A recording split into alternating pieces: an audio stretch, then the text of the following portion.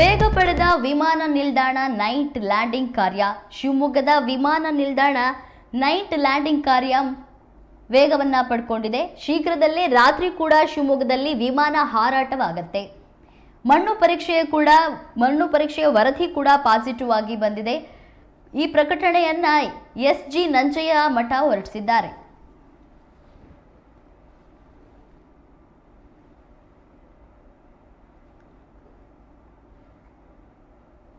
ಶಿವಮೊಗ್ಗ ಸೋಖಾನೆಯಲ್ಲಿರುವ ವಿಮಾನ ನಿಲ್ದಾಣದಲ್ಲಿ ಬಹು ನಿರೀಕ್ಷಿತ ವಿಮಾನಗಳ ನೈಟ್ ಲ್ಯಾಂಡಿಂಗ್ ಸೌಲಭ್ಯಕ್ಕೆ ಅಗತ್ಯವಿರುವ ಪ್ರಕ್ರಿಯೆಗಳು ವೇಗ ಪಡೆದುಕೊಂಡಿವೆ.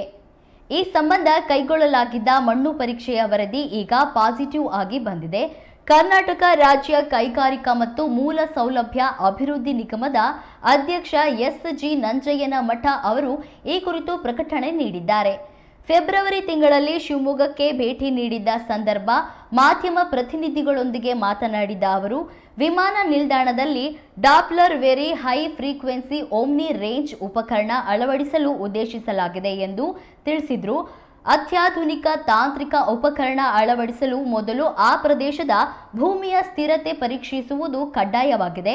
ಅದರಂತೆ ಸ್ಥಾಪಿಸಲು ಉದ್ದೇಶಿಸಲಾದ ಜಾಗದ ಮಣ್ಣನ್ನ ಪರೀಕ್ಷೆಗೆ ಕಳುಹಿಸಲಾಗಿದೆ. ಈಗ ಮಣ್ಣಿನ ಪರೀಕ್ಷಾ ವರದಿ ಲಭ್ಯವಾಗಿದ್ದು, ಉಪಕರಣ ಅಳವಡಿಕೆ ಮಣ್ಣು ಪೂರಕವಾಗಿದೆ ಎಂದು ದೃಢಪಟ್ಟಿದೆ. ಮಣ್ಣು ಪರೀಕ್ಷೆ ಯಶಸ್ವಿಯಾದ ಬೆನ್ನಲ್ಲೇ ಕೆಲಸ ಪ್ರಾರಂಭವಾಗಿದೆ ಎಂದು ನಂಜಯ್ಯನ ಮಠ ಅವರು ತಿಳಿಸಿದ್ದಾರೆ. ಈ ತಾಂತ್ರಿಕ ಸೌಲಭ್ಯವು ಕಾರ್ಯಗತಗೊಂಡರೆ ವಿಮಾನಗಳು ರಾತ್ರಿ ವೇಳೆ ಹಾಗೂ ಮಂದ ವಾತಾವರಣ ಇರುವ ಸಂದರ್ಭದಲ್ಲೂ ಸುರಕ್ಷಿತವಾಗಿ ವಿಮಾನವನ್ನ ಇಳಿಸಲು ಸಹಕಾರಿಯಾಗಲಿದೆ.